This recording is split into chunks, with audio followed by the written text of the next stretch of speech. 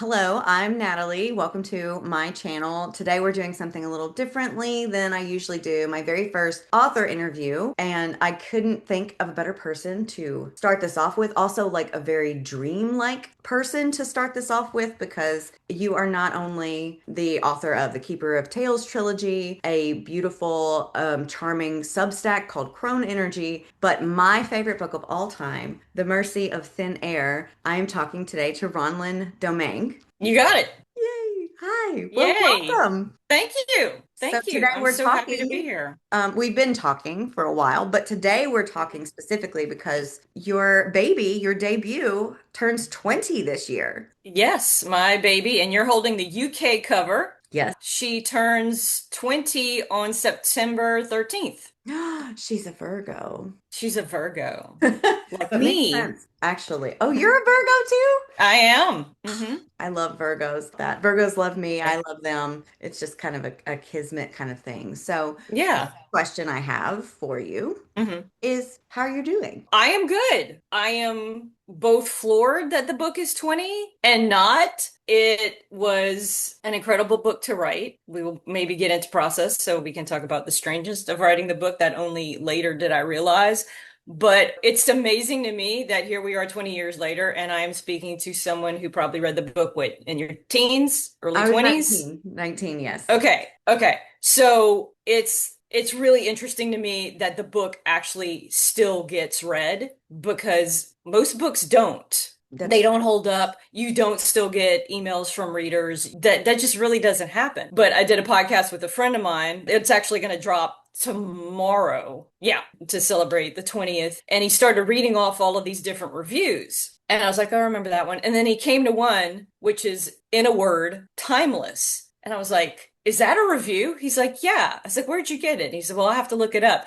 And I forgot about that review. It's from Australia. But I was like, yeah, the book really is timeless because I had to read the book again before I did the podcast with him just to refresh my memory. And I was terrified. I'm like, I'm not gonna like my own book. It was of a different time period. But no, it really does. And I think the reason it holds up now, even though it was written, so long ago, is that the story is about deep love, true deep love among friends and family and partners. It's an intergenerational story for people who are really entranced by the romance between Rosie and Andrew. That's one aspect of it, but that's not all of it. And I think one of the reasons why, because it was under a movie option for some time and that just didn't work out, I don't think it can be an hour and a half movie because of the depth of feeling and the complexity of it. And not in a bad way. It's just a very layered story. And so fingers crossed, maybe one of these days we'll see a nice limited series. But I'm so glad she's out there and people are still finding her. I was telling you before we hit record about when I was doing research for this interview, I Googled and found my face came up when I Googled the title of the book, which, hmm if people are paying attention to me at all, they've heard me talk about this book. This is a book that I bring up often when people ask me what they should read or what my favorite is. And so when I was Googling it to try to prepare for this, my face came up. And like you said, I read this when I was 19 years old. And so, I've woven myself into the narrative of this whole existence.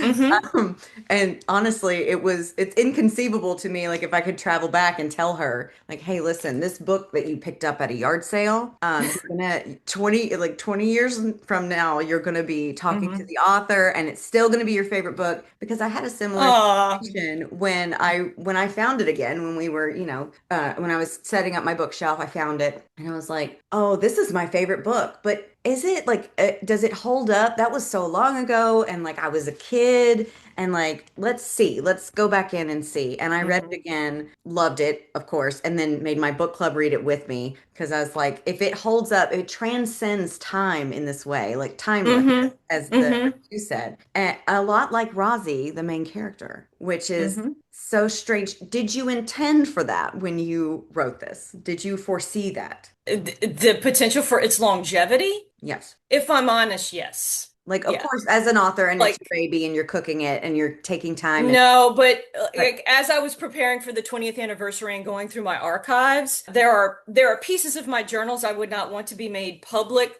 because my level of confidence in this book seemed out of character for myself and a bit excessive.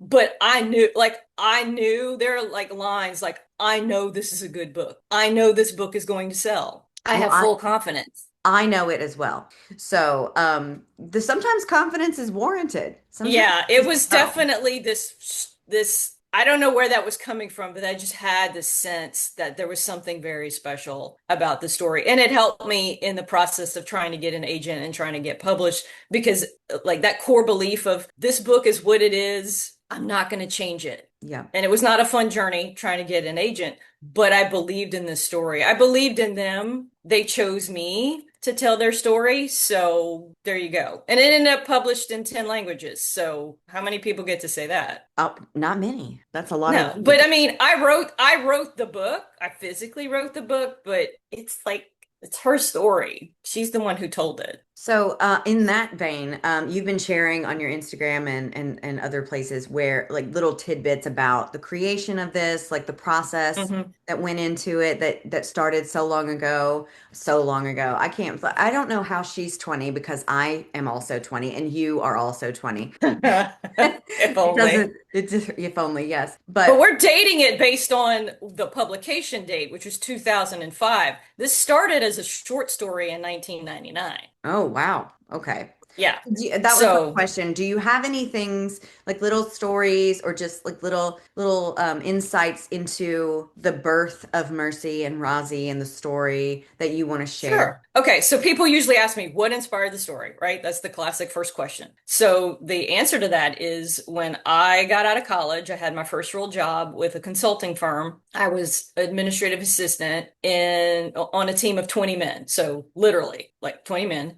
And I was responsible for getting their presentations together for their meetings. And one day, one of the consultants came in and he wanted his he wanted to know when his presentation was going to be ready. And I'm always going to meet or exceed beat the deadline. But he's in there like hassling me. And I turned around and said, look, if you don't stop bugging me, when I die, I'm going to come back and poltergeist you. And he kind of looked at me, and I'm not sure he really understood what I said because he's Italian and was still learning the language. So I don't know if he understood poltergeist, but he got the picture, get out of there. But after Alex left, I was like, well, what would that be like to be dead and be able to just like go around and play tricks on people? And so that kind of just floated in my head. And this would have been out of college, so like 1994-ish, that kind of period. And I would always written, since I was a kid. I started writing when I was 8, kind of abandoned it. In my late 20s, I decided it's time to get back into fiction writing. So I worked at Louisiana State University at the time at a research office. And one of the bonuses of working at the university is you could take a class for free if you wanted to. So I took fiction writing. So I enrolled in this fiction writing class. I'm the oldest one in the class because everybody else are college sophomores and juniors. So I'm the old lady in the room. Haha.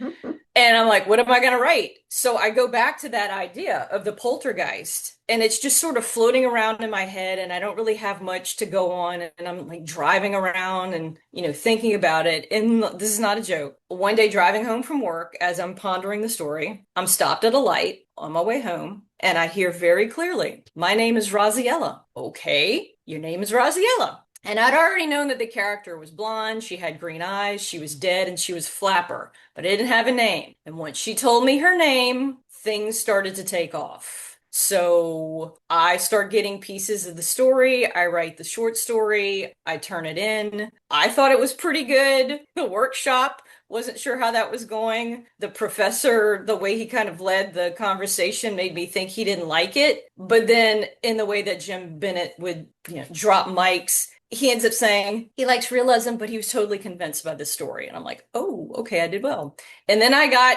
his comments in which he really loved the story. And you can go online right now, and I have a page with extras with a behind the scenes thing that has the picture of his comments. He thought I'd plagiarized the story because he thought it was that good. And I was like, well, that's an interesting compliment to be Yeah. told that that's what happened.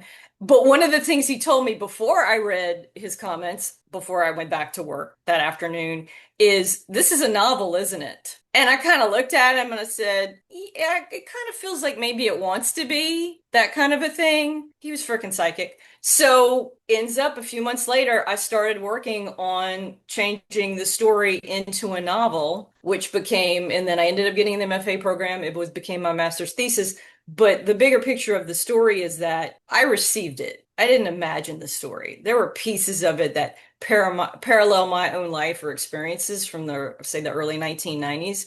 But there's certain vivid moments through this whole book. I didn't make these up. She gave them to me. That voice that so many people seem to enjoy, the lyrical voice, the beautiful voice, which, what is this? That's not mine, that's hers. And it was surprising for me because, because you read it. She doesn't believe in spirituality. She's very practical. She's scientifically minded. I expected someone with kind of a more staid voice. That's not her voice. Her voice is the story. So, yeah. As a person who also is not really big on like belief in the afterlife or whatever, I agree that it does feel real. It convinced me that maybe this is how it goes, and maybe this is the choice that we're met with instead of whatever version of like purgatory or heaven way or the light or whatever. Like I remember thinking that as a 19-year-old who was still very, angsty and listless and just trying to figure out who she was. I was angry a lot, and I remember reading this book and it felt magical to read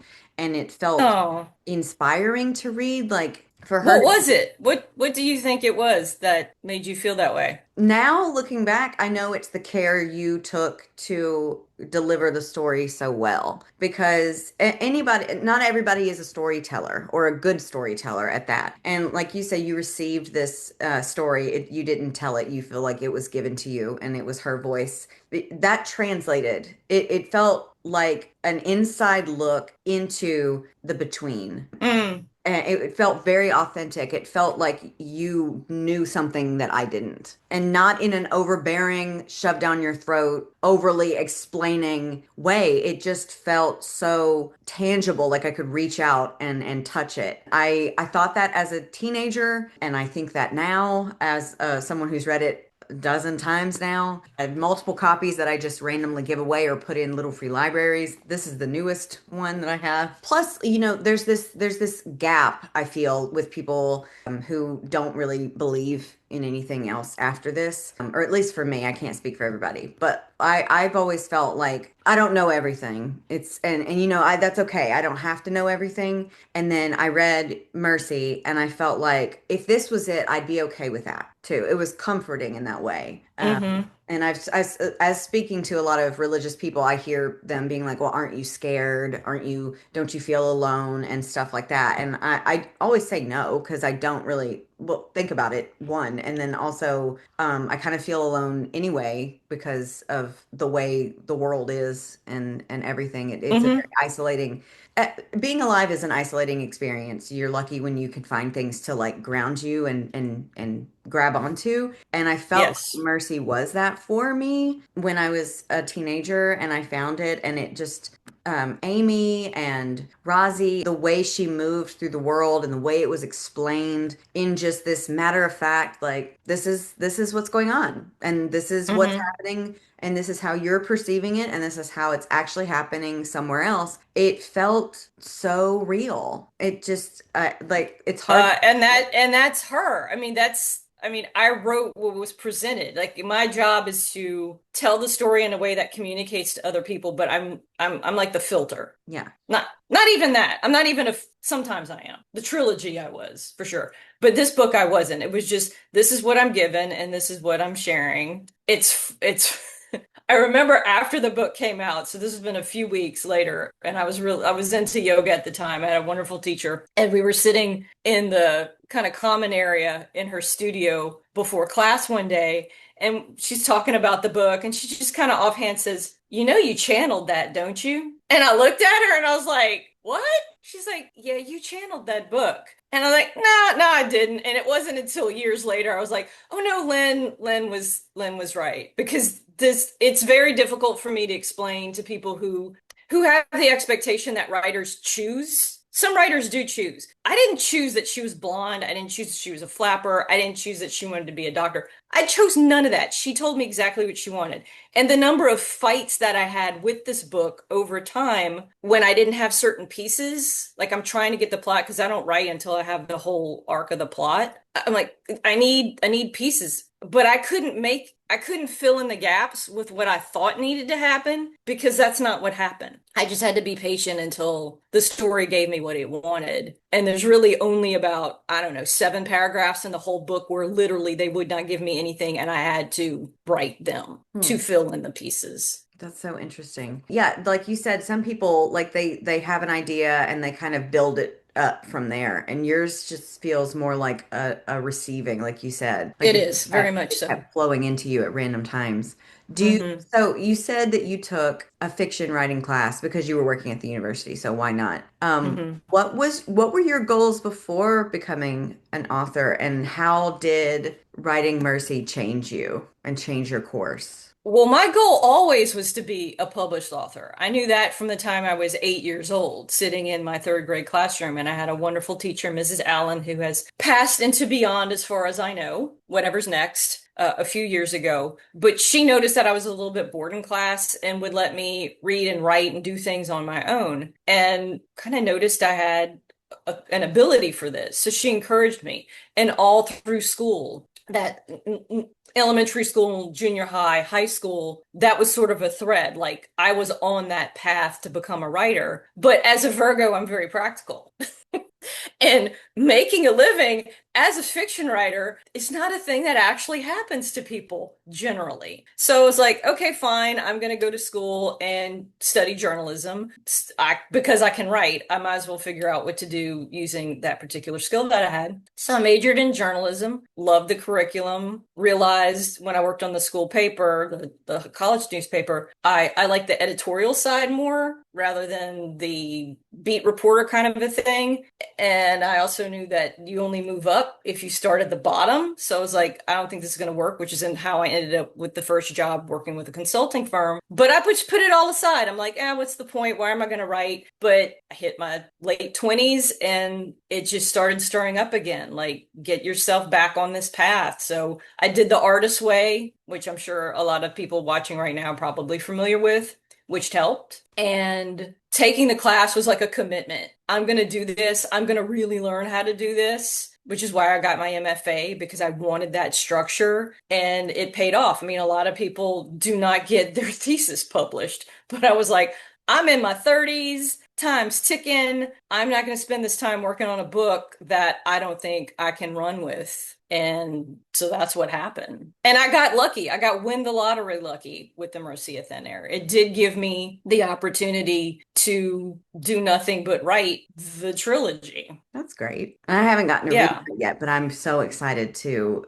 try it. It's fantasy, but not. Is that Yeah, I mean, it was marketed as fantasy. I consider it speculative fiction. okay? You know, in that giant umbrella, it was marketed as fantasy, but it's not your sword and sorcery kind of stuff. It's I've had people compare it to Margaret Atwood's best work Oh, and Ursula K. Le Guin. So if that's giving people a sense of what other people say, not what I say. I mean, And books I'm very proud of as well, but a completely different vibe and experience of writing them. yeah, and a trilogy, I imagine, like you said, you don't want to start until you have the whole plot arc. So like a trilogy, I imagine those arcs are like Oh, that's like a 5 hour conversation. Those oh, books were written. okay. Yeah, that's a complete like that's not the same. Not the same. I figured that it was a little bit more complex than that. Yeah, quite layered. Do you like the UK cover most? You know, I do, but I find it odd that she's in like a natural body of water. Yeah, I always found that unusual that they put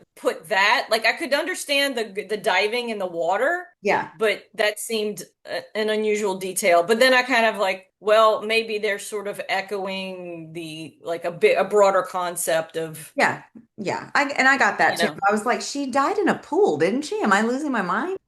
No, But I do like just it. sure. I like the. I'm literally seeing the pool. I am literally seeing Andrew's backyard as we talk. So she's still here talking to you. Oh yeah. Since you always wanted to be an author and you've written a perfect work, if you ask me, and then the trilogy I can't comment on because I Very haven't read kind. it, but I assume the same amount of care and time and energy went into it and ability because you're just a natural storyteller.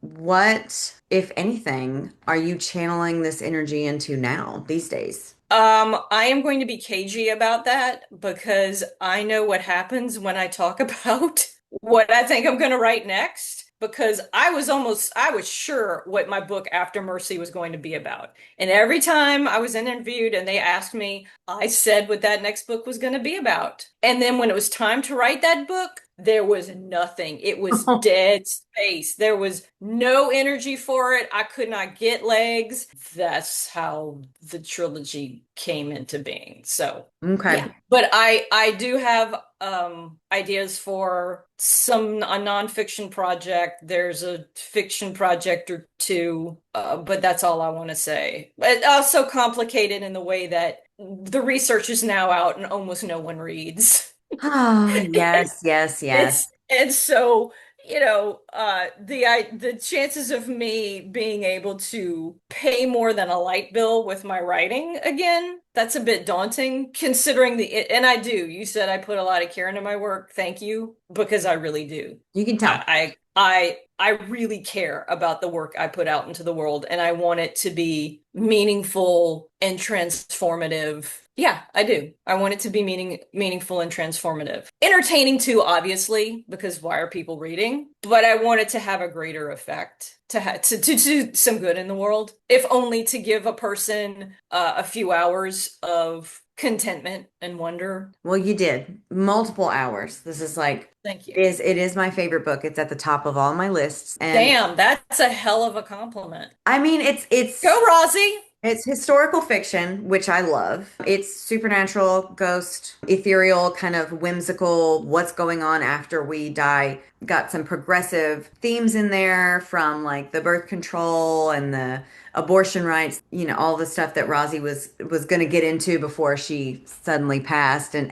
Amy also doing some of those things as well. And then it has like weirdness. It's weird and it's just the right amount of weird where it's not overt and in your face and you're like, oh, so this is what we're doing. Like it's just a sprinkle of weird to just enhance everything else that's so lovable about the Hmm. story. And with Rosie, you said that she was telling you. So this is a good question that I just came up with right now because I'm extremely invested in this answer. No pressure. She was telling you the story. So did she tell you about Amy and the Rose Ghost and Andrew, or did you have to kind of fill in some of the gap? Did you come up with any of the other characters, or was Rosie just telling you everything you needed to know? Um, how do I explain this? She wasn't necessarily always on stage, so to speak, or in my space. There was a point at which this would have been when I was still in grad school, and really deep into it. Like I was into the book. It was clicking, it was coming together. And I had this experience of like living in this dual space, like on a like in a threshold. And everything behind me was Rosie's world, and everything in front of me was my world. And sometimes the world behind me wanted to pull me in to pay attention to what was happening. Hmm. So it's almost like a dimensionality to it. There's a porousness, I guess. So she wasn't always necessarily speaking to me. It wasn't that literal. It was more of a blended consciousness. Yeah. So I could see what she saw, hear what she heard, felt what she felt. Eugenia, the Rose Ghost, she showed up in the short story, and that just showed up on the page. That's what you read is what showed up. There was No crafting, no, oh, which should she look like? Which, no, there it is. Amy and Scott, there were pieces of it that were paralleling my own life and experience, but that wasn't because I necessarily wanted to write about it. It was more that it was a shorthand to connect Amy to Rosie in a very tangible way because they were both reproductive rights advocates in their respective periods. So Rosie in the 20s, Amy in the 1990s. The experience is sort of like I'll see things like just a second ago I was talking about how you were discussing the UK cover and the water and the pool, and I could see Andrew's backyard again. Like I'm not making that up. Like I can see his backyard just like I could see it then. Yeah. So I get these images. Sometimes I get pieces of dialogue. Sometimes it's a knowing, just a really deep knowing that maybe doesn't have words around it and the words come later. The first book of the trilogy, which is The Mapmaker's War, the writing of that started when the narrator of that book, Aoife, had me sit in a room for 2 weeks doing nothing but writing what she literally told me. It's very method, like immersive writing, it sounds like. Oh, it's very, yes, yes. But that directness of the I'm writing exactly what she said, that was not the case with any other of the books. It was kind of unique to that particular thing. But those pieces of never knowing what I'm going to get when, same with Mercy. That's why looking back, I understand my process of Mercy differently. It was a far gentler process with far gentler people, but it was still that I'm getting these pieces. So it's like getting all of these fragments, and my job is to take the fragments and put them into a cohesive narrative to be able to share it with readers. So for people who aren't like accustomed to that, this sounds completely bizarre, but that really is my process. And only now can I speak about it openly because when Mercy first came out and I was at this big meeting with a bunch of other writers, it was a big book club expo. Somebody had the bright idea to talk about their process. Like, hey, let's go around the table and talk about how we write. It's like seven of us. And so everybody starts going around the table, and I'm just sitting there going, oh, how am I going to answer this question? Because I do not write in the way that any of these people write, because they are all coming at it from a very rational, I'm making these decisions for these characters. I am really crafting this book from this.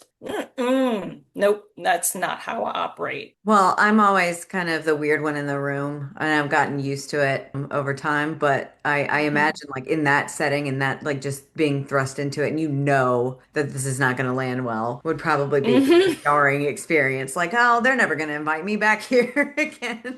What is wrong with her? Why is she not on medication? We Nope, can take that's not medication how. later. But when I do talk about my process, it is actually fascinating to me how many people are interested in the creative process in general, but are not that freaked out by what I share about mine now, which to me is an indication of maybe there's a more openness to the different ways that people create. I guess I'm more comfortable because I have to be more comfortable with it. And I think probably at some point I'll be writing about it because it would have been really nice to write the book that I think I could write so that my younger self could read it to go, oh, you're not insane. Yeah, This is just different. just different. It's just different. I was thinking about the transcending time element of this whole thing of the story, the narrative, the world, the writing itself is just the writing is timeless. It's good no matter when you read it and what age you're at. What an angry teenager, a seasoned 30 something mother, like it doesn't matter. It has such good bones. And one of them is the main female characters being reproductive rights advocates.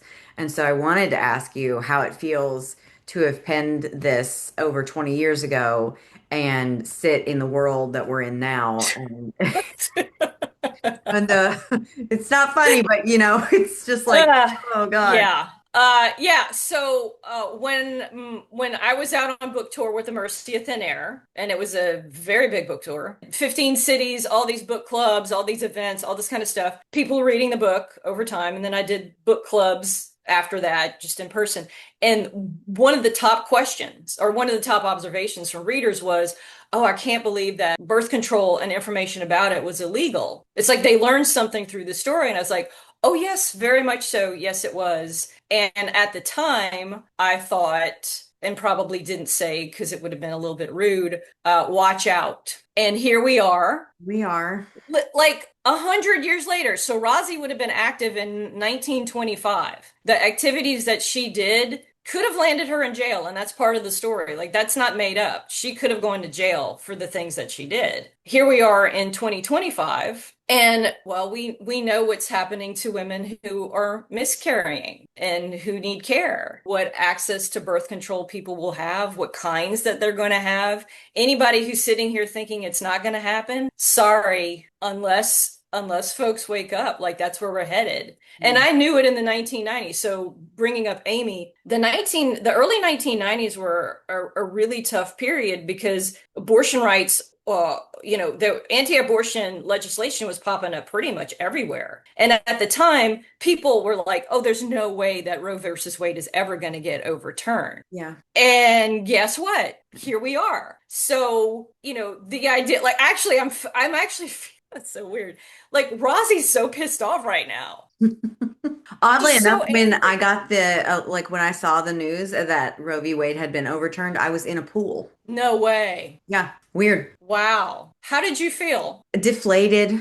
I mean, I did think of this book and I thought of my friends. Hmm. I thought of the abortion doula training that I went through to get certified, that I'd never get to use, possibly ever. Wow. Yeah, so and we had a local Planned Parenthood in Hmm. Memphis. I thought about everybody there. I thought about the people that work so hard to stand outside with their signs about Jesus and fear mongering about what's actually inside of Planned Parenthood and what's going on in there. Hmm. And I felt like somebody hit the rewind button Hmm. on everything. So, Oh yeah, there was an exchange on Facebook. I can't remember exactly what I had posted, but a man my age, so in his 50s, was kind of getting into an argument about some of it actually had to do with safety. Like make sure you have your keys and you do yeah, this and this and this and this, and like I'm just sick of it. Why do we have to constantly surveil ourselves and protect ourselves and do this and do this? Just stop raping, stop murdering, stop injuring, stop do the ones who are doing the hurt, stop the hurting. So he's trying to say, oh, this is just all practical information and advice and blah, blah, blah, blah, blah, blah, blah. And it's going on. And a friend of mine made a comment about going backwards in relation. And he's like, oh, come on, really going backwards? And a few weeks later, guess who gets reelected? yeah, And a few weeks later, guess what starts rolling out? And I keep going back to that. I'll probably write an essay about it because it was just this cluelessness, this tone deafness, mm, this assumption that, oh, everything's going to be fine. Well, for some of you, yeah, but yeah. for most of us, no. Yeah, it was a weird day. And it's been weird since. It's been a weird time, honestly. It's just and so again, like you said, you wanted to be able to give people like solace in your writing, just a few hours of entertainment and poignant weaving of these things, this commentary into the narrative, sadly, but greatly adds to the timelessness of it because it just seems like it's never been more relevant to read about and to explore and to get Hmm. educated on because like you said, a rewind, a going back, spiraling, going around and around. It's so strange for a book to be able to transcend generations like that. And Hmm. I feel so, I just, this book is so special to me. So I'm having a hard time putting it into words. It's just, I was raised in certain things and to act a certain way. I live in the Southern United States. And so, having kids and getting married, that's like the end goal. And I didn't hear about abortion until high school. And it was just about how bad it was and how selfish it was and just all the negative things about it. And so, I have a life that is constructed out of being raised in those kinds of ways. Your book was my first look at something different, a different vantage point for an issue that affected me that I didn't even know affected me at the time of reading. Wow. I was 19. Even when I got pregnant, I didn't go to Planned Parenthood because the negative connotation of Planned Parenthood that I had been Hmm. brought up to believe. And a lot of the Planned Parenthoods don't even provide abortion services. Like in Louisiana, it was purely healthcare, Yeah. Yep. but they were vilified and now they're gone in Louisiana. So they're just gone. Great job, guys. Like, well done. Yeah. Yeah, Yeah. thanks. So this is really going to be great for people, for like just basic healthcare, STD prevention, health screenings, all these kind of things. Just Which, I mean, education in based on general. the data, none of this works. Yeah, but who cares? Like, but who cares? Whatever, whatever. So yeah, Experts yeah. I know, mean, and whatever. in Rosie's day, it was, women barely had the right to vote. Like it was, there's her mom was an early, a suffragette. Like literally just years into being able to vote. And here we are, more than 100 years with the right to vote, and WTF. Yeah, yeah. But yeah, this was the first piece of literature that I read that had themes about like abortion rights and reproductive rights and in a positive way, or not even necessarily positive. It's not like a glowing review. It's just a neutral presenting of the circumstances in a way that I Hmm. didn't know and I'd never been exposed to previous to it. And then, I read it back in a well, I've read it multiple times, but I did read it Hmm. in a post Roe v. Wade world. It feels different to read now because it's like I thought we were heading somewhere else Yep. and we went back, and so now it feels Hmm. kind of like a gut punch to read it because when I read it at 19 it was so inspiring and hopeful, and it still is because I am not going out without a fight and I hope other people aren't either, but But like see, you're actually making the case not only for this book, for other books. And I'm a little teary that this book had that effect on you because the other, on top of wanting my work to be meaningful and transformative, I also want people to question what they believe through the work that I share with the world. And it's not that I necessarily want people to be convinced to my particular point of view. That's not the point at all. It's simply, what do I believe and why? yeah. And so when you get mercy, everything that you knew up to the age of 19 and you were told by other people and you were exposed to, suddenly this one book makes you go, huh, Yeah. you know? Yeah. And that the same happened to me. The same still happens to me. Every now and then I'll come across a book and go, okay, well, I am not the same person after reading that particular text, which is a way that you grow. So I would hope that if it's Mercy or another book, that people who are viewing this now take an opportunity to pause and go, what do I believe and why, and what can I do about it? Yeah. I had a manuscript client who's working on a memoir, and I needed to kind of get some, not necessarily comps, but other books to kind of help me think through how to help her.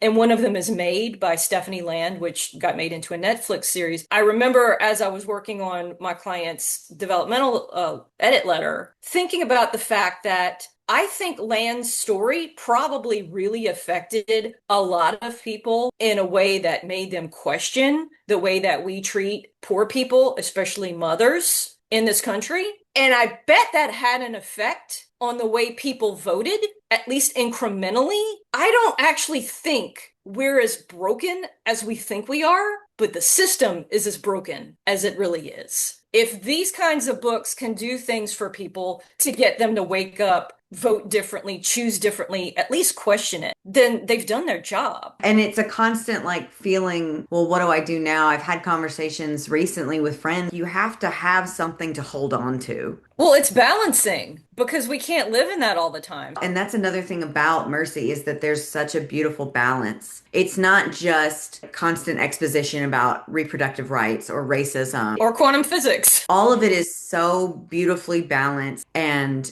like the story unfolds in a way similar to how you said you've received the story. Like that's how it feels to read it, the way you're describing writing it, which I think is very Mm-hmm. so, Mm-hmm. but Yeah, it's so the nonlinear timeline, that was not me deciding to do a nonlinear timeline. That was the book saying, this is how I am ordered. And there is no other structure for this book. yeah, and it There's feels just that way. not. It would, I mean, I was going through some old materials and I found an email from a reader who told me that she thought the book would have been better if it would have been told in chronological order. And I'm thinking to myself, the book would have been so boring. There's no way to create the tension and mystery of what happened to Andrew. Yeah, and there was such delicious mystery around that the whole time. Like We're not spoiling, right? no, no, I Okay. want people to read. Okay, good. That's my goal. I want to, people have asked me to do a full review of it, and I'm going to. Oh my. But in the meantime, I have the review up that I just give a couple of chapters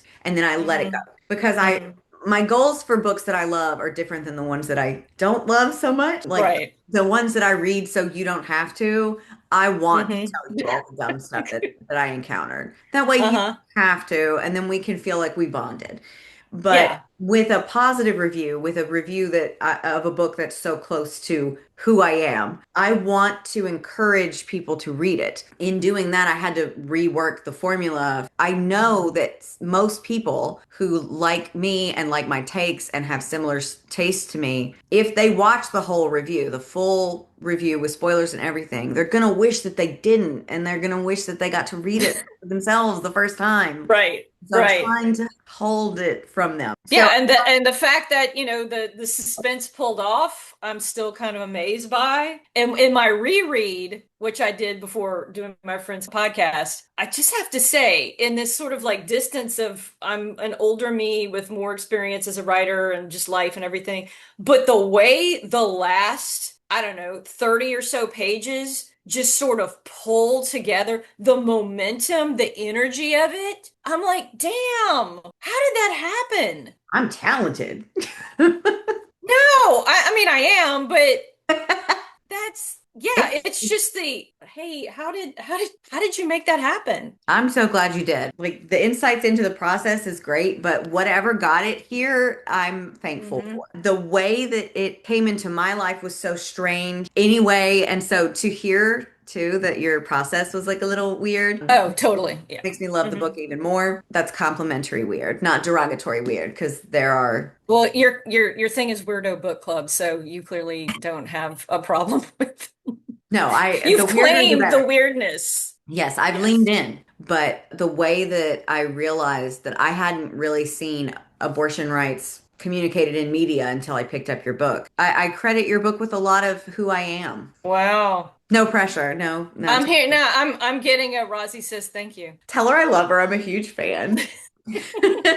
She loves you too. Oh my God, this is so Y'all good. would have gotten along so well. I feel like we would have. She Y'all would seems have been, really cool. yes, you two would have been buddies. She would have very much appreciated your sense of humor and wit. Hmm. That makes me feel like more validated than you'll ever know. I knew that I would like Rosie when I read the line that's on your little Blackbird letterpress collab. One lifetime isn't enough to make all the trouble of which I'm capable. Yeah, I've always felt that.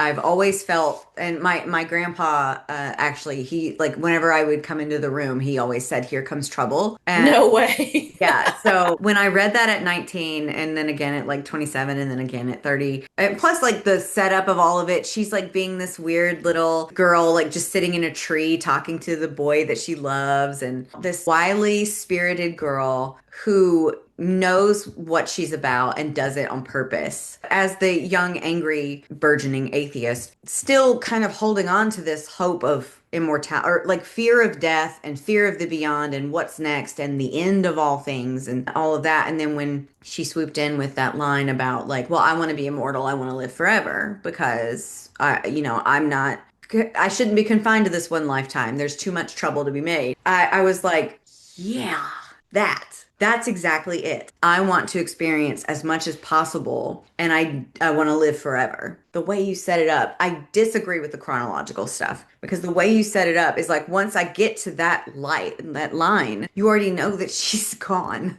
And Hmm. it's like this horrible conundrum of like emotions bouncing back and forth, which is like, oh, she wants to be immortal. Oh, but she died. Oh, but she is immortal. Oh God, what do I feel? Like it's Hmm. so great. So I completely rebuke the chronological comment that It whoever wouldn't have made. worked. Like this story just would not have had the same power. No, it is packed with power. It's packed with just every. Ugh, I love this book so much, and I'm so excited that it's 20 years old, and that through the magic of social media, we've been able to bring it back around and Yeah. new people, new eyes read it because I love this book as if I wrote it. I love her. She's 20. I know I don't look a day over 20 myself. I know. But I had two more questions, and then Okay. and they'll probably be good questions to lead out with. So I gave you one, Okay. which was like a few books that you love. But then I also thought it would be kind of fun since you know me a little bit better now and Rozzy obviously likes me. A couple of books that you think I would like. If I love the way I love your book so much, books do you think I would like? Oh, man. So it might take a minute, and that's okay. Because I have one for you. I have two for you. Okay, I'm excited about that. My reading is so varied. Okay, so this is going to seem like a lame suggestion, and you probably already read it, but my absolute favorite book from when I was a kid is The Witch of Blackbird Pond. I have not read that. You have not read that? No. Okay. All right. I think this, if I ever taught a class on how to write a novel, even though this is technically a children's book, I would teach this book because the structure of it is superb. The pacing, the way like, I'm sorry, like I'm having a fangirl. The book is just spectacular. And like, I loved it because it's about a witch and it's historical fiction too. So it matches Perfect. that interest that you have, but it's just a fabulously well written, well paced book that gives a glimpse into the colonial period of America, and it's still read in schools, but probably not anymore because, book bans. But I can't believe I'm recommending a children's book, but I am because I actually think you would really, really enjoy it. And I'm looking toward my bookshelf. Okay, strange suggestion that you may end up hating because a lot of people hate this book and there are a lot of problems with it. So I'm going to share it with qualifiers. Okay. Winter's Tale by Mark Helprin. There is a magical quality to turn of the 20th century New York. Do not watch the film. The film does no credit to the book. A lot of problems with this book, but there's something about the language and the magic of the story that I think you might connect with. Housekeeping by Marilyn Robinson. Very svelte book. Something magical and amazing about that particular story. And of course, you've read Beloved, right? I started it, but I've not Okay, finished. okay. Beloved by Toni Morrison. An absolute must read. Okay. And then favorite books. Oh my God. Well, that would be the ones I listed. Okay. Obviously, books that changed me as a human being. Pilgrim at Tinker Creek by Annie Dillard, nonfiction. Love that one. That's the book that made me think maybe I could try to write nonfiction. And it turns out I actually can. So thank you, Annie Dillard. And thank you to my friend Dub Lee, who literally handed me the book and said, "You need to read this," Pilgrim at Tinker which is Creek. how things happen. Do not recommend anyone read this book, but it did change me as a human being. Humanity, a moral history of the 20th century by Hmm. Jonathan Glover. It is a very thick book on philosophy and covers basically every genocide and horrible thing that happened in the 20th century. Oh, yeah. So some light reading. Some real light reading, but I read the whole book when I was researching the trilogy, and that sort of gives you to me, the core message of that is we choose the evil we do to each other. And my response to that is if we choose the evil, then we can choose the good. But I will amend that by saying that those who are truly evil cannot be changed. So it is up to those of us who are not to figure out how to contain and set aside the contamination that it causes. You're very wise. Maybe. I'm in my 50s. Yeah, You but know, 20 years ago you wrote this. 20 years ago I wrote that. So Yes. I fear you Yeah. can Well, I find mean, a lot I had longer. people telling me, "I can't believe this is your first book. How old are you?" And I'm like, I was there, I think there I was 36 when it got published. I'm just an old soul, period. You may not believe in old souls, but I am an old soul. I do. I have one. My oldest. Hmm. He's been here before This because is I just don't quantum believe it. physics. But yeah, It's it just just quantum physics. Like, we don't even have to get into the is there a God, blah, blah, blah, blah, blah, blah, blah. I mean, there's that part toward the end of Mercy when she's mentioning Lionel and how he came across the theory that, when something happened to a particle, the thing that didn't happen actually happened. mhm. Well, if we go with that theory, we are multitudes at all times, and whatever lives you could have had, you're making trouble in a lot of them right Okay. now. Good. Good. That's what I want. Okay. Yo, you're effing things up good. Good. It's my lot in life. That's Good trouble. my calling. Good trouble. Yeah. That's what I want to do. I have Rex for you with Okay, please. specific reasoning and caveats. So the first one. specifically for, because I feel like you did so much research with the quantum physics stuff to make this stuff so believable and make the world immersive and feel real and like you could reach out and touch it. And the only reason I did that is because my major professor, who read the first draft of the book, said to me, "What does Rosie think she is?" And I couldn't answer his question. What does Rosie think she is? Yes, that was seriously, we're having lunch and we're sitting there and we're talking about the book and blah blah blah. And he just looks at me and he says, "Well, what does Rosie think she is?" And I looked at him. This was a different Jim. This is James Wilcox. I was like, "Jim, I have no idea." And so then I was like, "Okay, she's not going to tell me because part of writing is also me as a human being learning." Yeah. So I was like, "Okay, well, how would she explain herself?" Science. What does that mean? Oh shit, quantum physics. So there we go. Quantum physics. So quantum physics. But the way that the food was written about in Hunger Stone by Kat Dunn, which is a feminist Carmilla retelling, Okay. was so good. Like I felt like I was at the table, that she had these little like jams and prunes and stewed Mm-hmm. fruits and then after I finished it, it's like a vampire book, so I'm like, sure, vampires, fine. And then at the end of the book, after I finished, I was like, I really wish that I could like eat this food, which is a weird takeaway from a vampire story. And then in her acknowledgement section, she talked about all the different books that she had read about food from this time period. And I was like, Mm. job well done, because now I want to eat all this weird food. It's also just a really good retelling. I just really like Carmilla in general. Anything vampires, really. So. Mm-hmm. And then you probably read this already, but when you were talking about like we choose the cruelty that we continue to do to each other, it made me think of Everything is Tuberculosis by John I have Green. not. I have not. He's talking about everything being connected to tuberculosis and how problem is that we've existed for so long with no cure and now we have it, but people are still dying from tuberculosis because we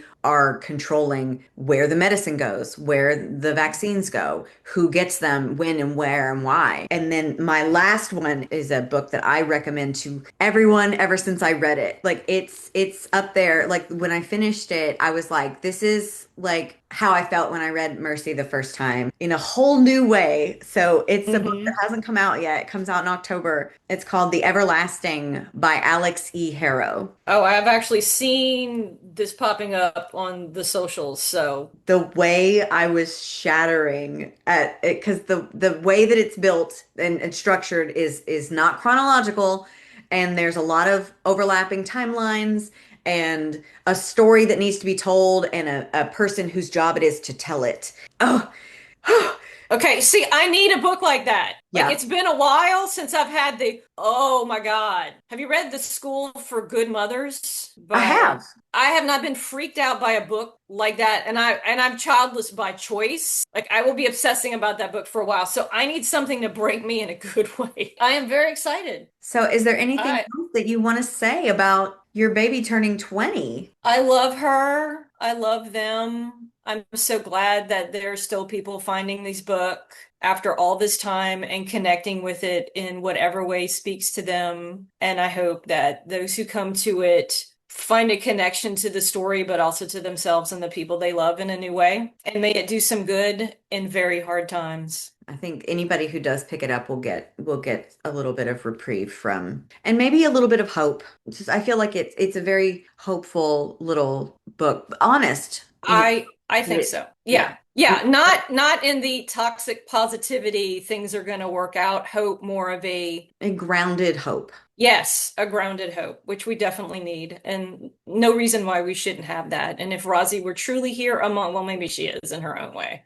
but she would want us to persevere, And we must. and we must. Well, thank you. Yeah, thank you. I'm so You're excited. delightful. You're delightful. I can't believe this. I told my husband this is such a strange timeline that I've worked myself in because this was just a book at a yard sale that I paid a quarter for, and then it became my favorite. And then I started being really loud on the internet about how it's my favorite, and now I get to know you. And I get to know you because of her, and that is amazing. I appreciate you talking to me. Oh, please. I'm so grateful. Thank you. Now, I'm also going to be giving away one of your notebooks and working with you to give Hmm. away copies of your books to people on my bindery. So that's exciting, and all that stuff will be, tacked on at the end or down in the description. Or you think I would know better how to do this and how to wrap this up, but it's usually just me talking to myself up here. And happy birthday to Rozzy and Mercy, and what an accomplishment. This is a special thing that you did. And I'm happy that I Thank get you. to exist in a timeline where I got to read it. Well, thank you. Thank you. I appreciate it. They do too.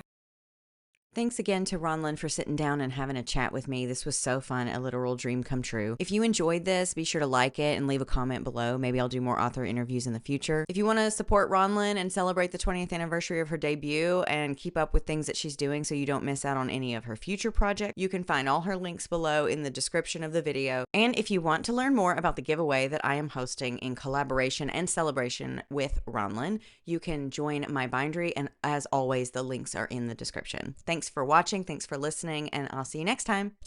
Bye.